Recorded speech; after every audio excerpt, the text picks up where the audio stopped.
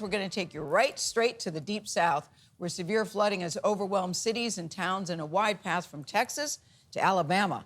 Some of the worst flooding is north of Houston, where many people had to be rescued. Look at this, from their waterlogged neighborhoods yesterday. Wow. High water covers many roads in Louisiana, and heavy rain continues to fall across that region. Janet Shamlian is right in the middle of all of this. She's in Houston. Janet, what we can see so far, it looks okay. Dark skies.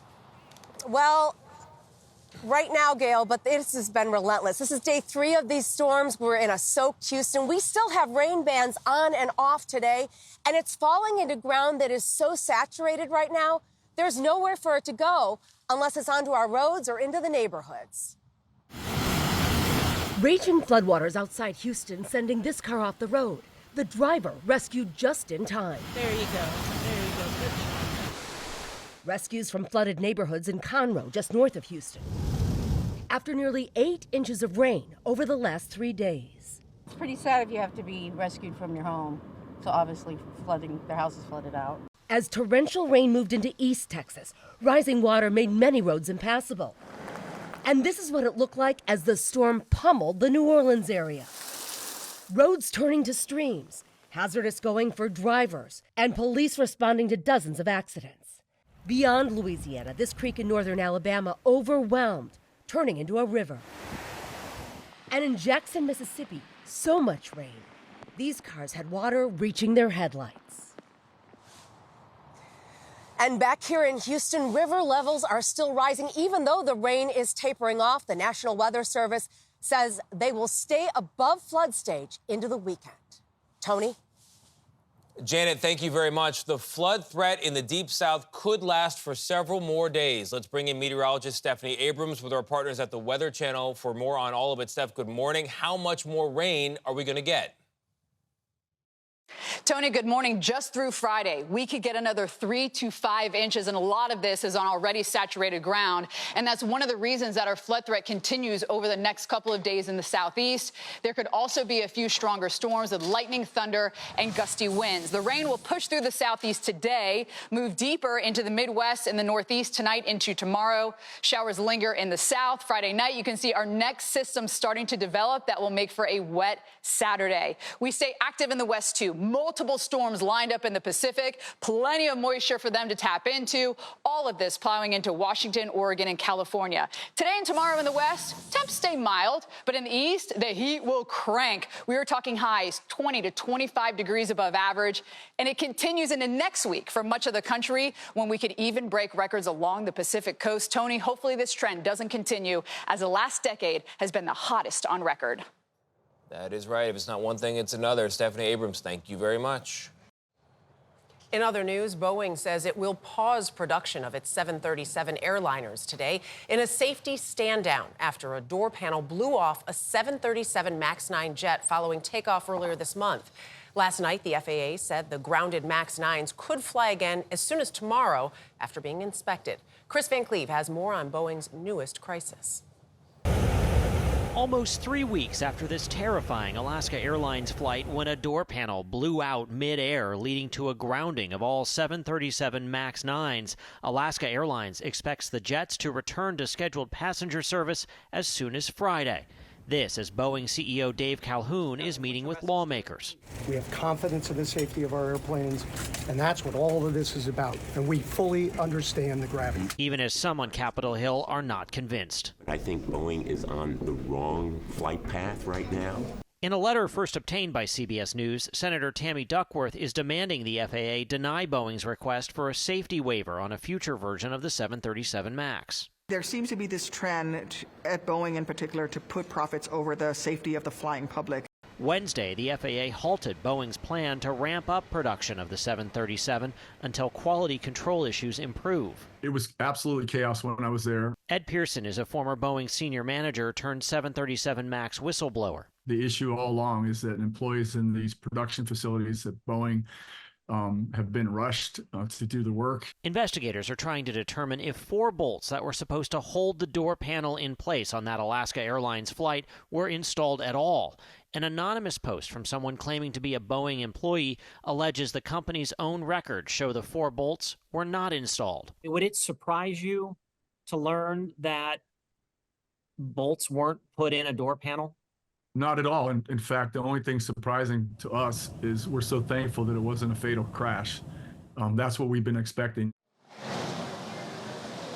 CBS News has not been able to independently verify the claims in those posts. Boeing declined to comment, citing the ongoing NTSB investigation.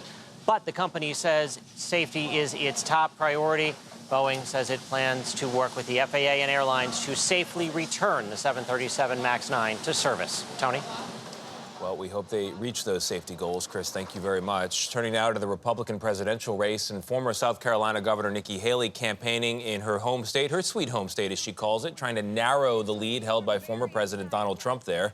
He, meanwhile, is insulting his former UN ambassador online. No surprise there. Also, this is new, threatening donors who contribute to her campaign. Caitlin Huey-Burns is on the road again for us now in Charleston, South Carolina, ahead of the next month's crucial primary there, where Nikki Haley has some ground to make up. Caitlin, good morning. Hey, good morning to you, Tony. Well, apparently the consolation prize for second place in cold New Hampshire is coming here to balmy South Carolina. And speaking of warm, Haley did get a warm reception at a hometown rally last night where Donald Trump is revving up attacks. She's refusing to leave the race. Bring it, Donald. Show me what you got. As pressure mounts for Nikki Haley to drop out of the race, the former South Carolina governor is taking the fight to her opponent. He didn't talk about the American people once. He talked about revenge. And Trump is stepping up his attacks on his former UN ambassador. About an hour after Haley announced a surge in donations, we have raised $1 million since I gave that speech last night.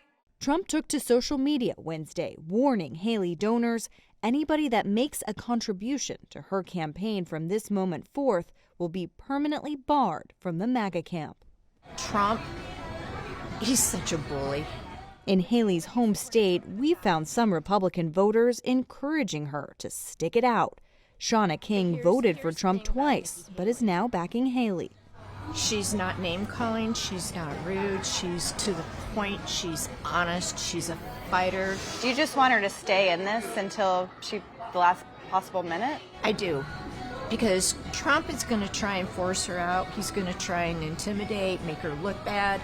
Stay in it, you know. But others, like Lauren Poe, are undecided. I like Trump. I think he can fix all our problems, but I don't want the chaos of the Trump-Biden thing, so I do like Nikki, but I really don't know which way I'm going to go. And as for Donald Trump and that blending of the campaign trail and the courtroom, he says that he's going to head up to New York today to appear in that E. Jean Carroll defamation trial case. And then back tomorrow, he's going to be back on the campaign trail with an event in Arizona. Gayle? All right, Caitlin, thank you very much. President Biden is also now treating Donald Trump as a Republican nominee, and he just received the endorsement of one of the largest labor unions in the country. As Nancy Cordes reports, the UAW leader took direct aim at former President Trump. Donald Trump is a scab. The president of the United Auto Workers didn't just endorse President Biden Wednesday. He also slammed Mr. Biden's opponent for a history of what he described as anti-union policies. Donald Trump is a billionaire, and that's who he represents.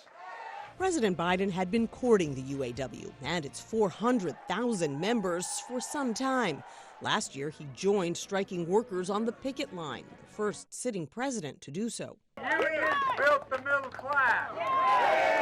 The endorsement could give Mr. Biden a boost in the swing state of Michigan, the heart of the U.S. auto industry. Nationwide, 20% of voters in 2020 said someone in their household belonged to a labor union. 56% of them went for President Biden, 40% for Trump. God bless the American worker. Thank you, thank you, thank you. Today, Mr. Biden will travel to another swing state, Wisconsin, to unveil another $5 billion worth of transportation projects stemming from the infrastructure law he passed in 2022. The latest outlays include $1 billion to replace the aging Blatnick Bridge connecting Duluth and Superior, Wisconsin. $600 million to replace the I-5 bridge connecting Vancouver, Washington to Portland, Oregon, and $300 million to build a new container terminal in the Port of New Orleans, Louisiana. We've been reporting on the Biden team's plans to make abortion rights a key issue in this campaign, and we got another example of that yesterday. The White House announced that Kate Cox, the Texas woman whose fight to terminate a non-viable pregnancy became national news, has been invited to sit with the First Lady at the State of the Union address in March. Gayle? We all remember that story. Thank you very much, Nancy. And on the topic of reproductive health, we've got a follow-up on a story. You'll probably remember this one, too. Tomorrow, Jerika Duncan has an exclusive interview with Brittany Watts. Who is she? She is the Ohio woman who had a miscarriage at home, and then she was charged with a felony. She tells Jerika why she believes police and the doctors failed her. My mother answered the phone, and she comes in my room, and she's in a panic. And I'm thinking something that happened to a loved one or a friend, family friend or something. And she's saying, can I bring her down to the station? Can I bring her down to the station? I'm like, bring who down where? And she gets off the phone and she said, there's a warrant out for your arrest. And I said, for what? Boy, she's got a very powerful story to tell that she wants all women to hear. She tells it to Jerika. We'll hear the full story tomorrow on CBS Mornings. Now we go to the southern border where the governor of Texas refuses to give in to federal law. The Supreme Court says federal agents can remove razor wire that the Texas National Guard strung along the Rio Grande to try to deter illegal border crossings. But in the border city of Eagle Pass, the state is still keeping Border Patrol agents away from one of those crossing points. Omar Villafranca is there with more. Omar, good morning. Good morning. We are here at Shelby Park right on the Rio Grande, and the park is surrounded by this razor wire as far as the eye can see. Also within my line of sight, Texas National Guard armed and on standby. Now, the feds say the state put up miles of the razor wire by the river, which can prevent them from getting to migrants in distress. Now, earlier this week, the Supreme Court ruled that Border Patrol agents could cut and remove that wire. But after the ruling, our cameras saw Texas guardsmen uncoiling and preparing more wire to lay out. Another issue is park access. Border Patrol says it doesn't have full access to the park where many migrants illegally cross. State troopers and Texas guardsmen have it closed to federal agents. Now, the Border Patrol says it needs full access to do its job. The Biden administration has ordered the state to allow Border Patrol agents into this area by Friday. But Governor Greg Abbott, he's in fact firing back at the Biden administration, saying the Biden administration is not enforcing immigration laws that are already on the books. And he says if the federal government won't do it, Texas will secure its border. Of course, this is far from over. Both parties will be in court next month. Gayle? Omar, far from over and very complicated. Thank you very much. Opening arguments are set to begin today in a landmark court case. Two parents are being charged in a deadly school shooting for the actions of their son. Jennifer Crumbley is charged with 4 counts of involuntary manslaughter. She and her husband, James, are accused of ignoring warning signs and failing to prevent their son, Ethan, from going on a rampage. He killed 4 students and injured 7 others at a Michigan high school in 2021. Elaine Quijano has more. The defendant shall serve the rest of his life without the possibility of parole. 1 month after their son was sentenced to life in prison, the parents of school shooter Ethan Crumbley are standing trial themselves. There are a number of warning signs that the prosecution is going to point to and say that the parents' actions amount to involuntary manslaughter. The prosecution alleges Jennifer Crumbley and her husband, James, ignored their 15-year-old son's mental health struggles, including troubling drawings, and even bought him a handgun as a gift. This is the gun I'm going to use. This is 2 weeks before the shooting. On the day of the shooting at Oxford High School, prosecutors alleged the Crumbleys refused to take their son home after a teacher reported seeing him search for ammunition on his phone, prompting Jennifer Crumbley to allegedly text her son, "You have to learn not to get caught." Several days after the shooting, James and Jennifer Crumbley were arrested in a Detroit warehouse where police said they were hiding. They've been held in jail since, unable to post bail, with James Crumbley being tried separately in March. The fact that the parents are not standing trial together is not rare, but I absolutely think it indicates that they expect to point the finger at each other. It's also possible for Ethan Crumbley to take the stand in both his parents' trials. His attorneys have advised him not to testify, not to provide evidence. His parents' attorneys obviously want him to testify and say, I am the one who is responsible for my actions. It was not my parents. The jury for Jennifer Crumbley was seated yesterday. It's made up of 10 women and 7 men. Both parents have pleaded not guilty to the involuntary manslaughter charges. Here in Michigan, that charge carries a maximum penalty of 15 years in prison. Dana? All right, Elaine, thank you. It is amazing to watch this and wonder what may be next. Yeah, I mean, the details here are laid out in a pretty egregious fashion. Yes. I mean, the school repeatedly was asking to engage the parents on what they saw as worrying signs, and the parents weren't even returning phone calls. Yep. And that raises questions. I keep thinking about the parents who have lost children. To know that possibly, just possibly, your child could have been saved makes it even more heartbreaking. Yes. No doubt about it. Oh, boy, yes. Didn't do the right thing.